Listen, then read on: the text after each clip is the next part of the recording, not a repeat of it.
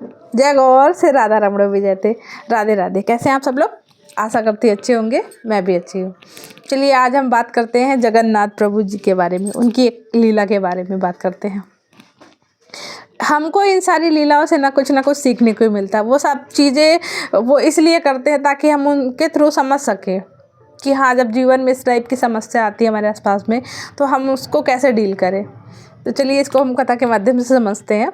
एक बार क्या होता है कि लक्ष्मी जी जगन्नाथपुरी में उड़ीचा है, वहाँ पे 16 दिन के लिए लक्ष्मी जी आती हैं हर घर द्वार में, देखती हैं जहाँ पे साफ़ सफाई रहती है जहाँ पे, तो वो सुबह सुबह ब्रह्म मुहूर्त के टाइम पे तो वो ऐसे भ्रमण करने निकलती देखती हैं।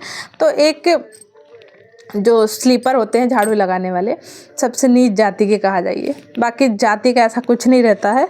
सब आपके कर्म कितने बड़े हैं, आपके कर्म कितने छोटे हैं, आप उसके अकॉर्डिंग ही वो होते हैं। जाति ये टैग हम लोगों ने दिया है लोगों को।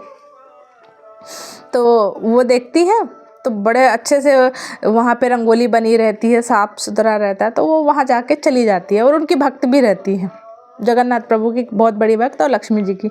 तो उनके यहाँ जाके वो पा लेती हैं और वो कहती है मैं जो आपने बनाया है मैं स्वयं ग्रहण करूँगी, ऐसे नहीं कि आप मेरे पास रख दीजिए, मैं उसको श्वास के थ्रू।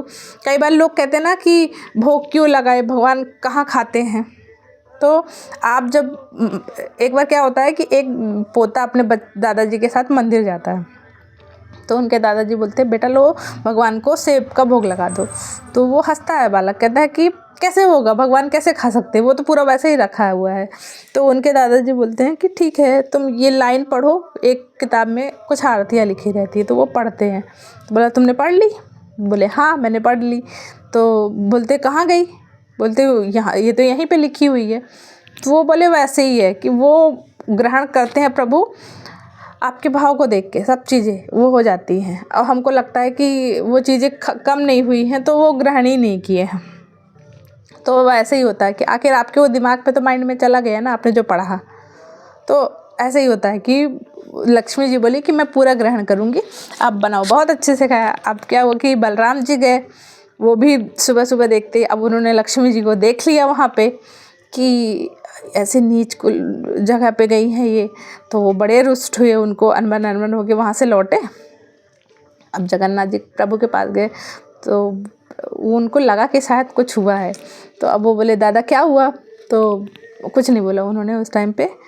फिर अब दिन भर भोग वोग लगा, सब कुछ हुआ। और वहाँ पे क्या होता है कि जगन्नाथपुरी में लक्ष्मी जी भोग बनाती हैं सारी चीज़ों।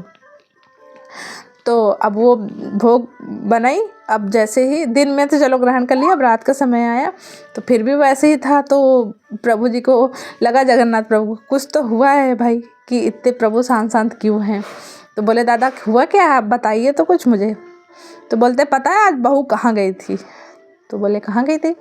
तो बोले कि ऐसे नीच कुल में गई थी, वहाँ पे उन्होंने वहाँ पे जाके वो कर दिया, अब सब चीज़ें उन्होंने अशुद्ध कर दी। अब तो लक्ष्मी जी से पूछे महाप्रभु कि आप वहाँ गई थी? तो बोली हाँ मैं क्यों नहीं जाऊँगी, वो मेरा भक्त था, वो जितने प्यार से उन लोगों ने मुझे बुलाया, वहाँ पे इतनी अच्छी साफ़ सुथरा थी, सब चीज़ें थी, तो मैं वहाँ पे गई। तो उनको और रुष्ट लगा बलदाऊ जी को कि देखो मैं बोल रहा हूँ, ये अभी भी अपनी गलती नहीं मान रही है, बोल रही कि हाँ। तो बोले ठीक है पर अब आज के बाद से आप मत जाइएगा। तो बोलती क्यों नहीं जाऊँगी भाई, भक्त तो मेरा है, ऊंच नीच मैं नहीं देखती हूँ, मुझे तो जो मेरा भक्त मुझे प्यार से बुलाता है मैं वहाँ जाती हूँ। तो प्रभु जी को बोलती है आप कौन सा है, आप भी तो जाते हैं, आप कितने किंचन भक्त रहते हैं, कैसे रहते हैं, तो आप वहाँ पे जाते हैं, मैं मना करती हूँ। तो मेरे भक्त है, मुझे जहाँ बुलाएंगे मैं तो जाऊँगी भाई, मुझे स्वच्छता पसंद है, तो जैसे मिली मुझे स्वच्छता मैं तो वहाँ पे जाऊँगी। तो उनको और रुष्ट हुआ। तो फिर जब उन्होंने भोग नहीं लगाया, ग्रहण नहीं किया बलदाऊ जी ने, अब महाप्रभु भी कैसे कर सकते हैं, अगर वो खा लेंगे तो बलदाऊ जी को बुरा लगेगा।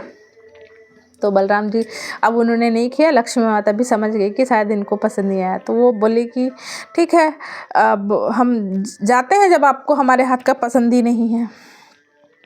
तो कुछ नहीं बोला उन्होंने। अब वो जानते थे अगर मैं कुछ बोलूँगा तो फिर बलराम जी गुस्सा हो जाएंगे।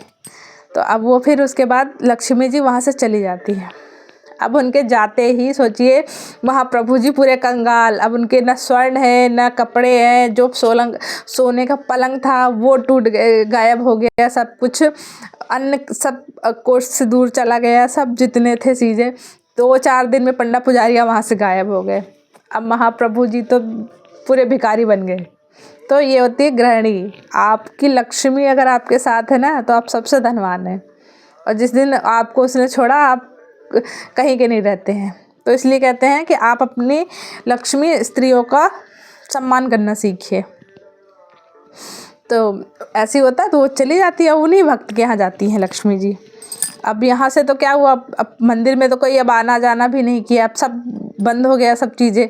तो वहाँ पे क्या हुआ कि अब समुद्र के पास में जैसे लोग बैठे रहते भीख मांगते हैं, तो वहाँ पे जाके तो वहाँ पे कुछ मिल जाते हैं अच्छे संत लोग, तो वहाँ पे वो दे रहे थे। तो वो बोले चलो भैया हम भी यहाँ पे बैठ जाते। तो छोटा सा वो लोग भी बालक का वेश करके भिखारियों जैसे बैठ गए कि सोचे कुछ तो आज मिल जाएगा खाने के लिए। तो जैसे ही लाई उनको दी तो वो हवा से लक्ष्मी जी ने उनको उड़ा दिया, तो वो भी उनके हाथ में नहीं आई वो चीज़ें। तो उनको और बुरा लगा कि देखो एक तो खाने को भी नहीं है और जो मिला उसको भी वो कर दिया। तो बोले कि भैया आप कहिए मैं मना के आ जाता हूँ, उनको ले आते हैं। तो बोले ठीक है।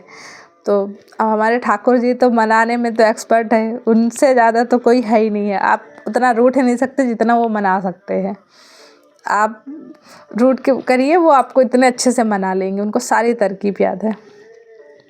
तो वो फिर लक्ष्मी जी के पास गए। अब जहाँ पे था तो अब उनका घर तो जिसके यहाँ लक्ष्मी जी थी, तो अब तो उनके यहाँ इतना बढ़िया पूरा उनके अन्नकूट भर गया, सब कुछ घर में वैभव आ गया, सब बहुत अच्छे से उनका नाम होने लगा। अब वहाँ पे गए तो सबको उस समय पे पंगत बिठाई गई थी, भंडारा करा रहे थे। तो लक्ष्मी जी देखती हैं दूर से वहाँ पे कि अरे ये लोग हैं। तो वो उनको बोलती हैं कि उन्हीं के घर की स्त्री को कि आप जाइए, इनको अच्छे से सम्मान से बुला के लाइए वहाँ पे। तो फिर वहाँ पे वो जाती है, उनको बैठाती है, खिलाती है, फिर लक्ष्मी जी परोसती है। तो महाप्रभु कहते देवी जी चलिए, आप नहीं हैं तो हम तो कहीं के नहीं रहें, ना हमारे पास खाने का है ना सोने का है, कुछ नहीं है। तो आप क्षमा करिए, हमने जो आपको बोला, और अब आपकी इच्छा है, आप जहाँ जाइए जिसके घर जाइए, हम नहीं बोलेंगे। तो फिर वो उनको मनाए।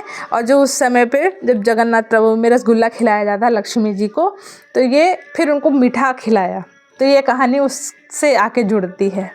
तो आप ये देखिए, भगवान के लिए भी कोई भक्त छोटा बड़ा नहीं है। आपकी आस्था कितनी बड़ी है, वो एक लीला रचने के लिए कि अगर आप भगवान भी लक्ष्मी जी से बोलेंगे या लक्ष्मी जी विष्णु जी से बोलेंगी, तो वो भी इस चीज़ से नहीं कर सकते हैं। भक्त उनके लिए सर्वोपरि है।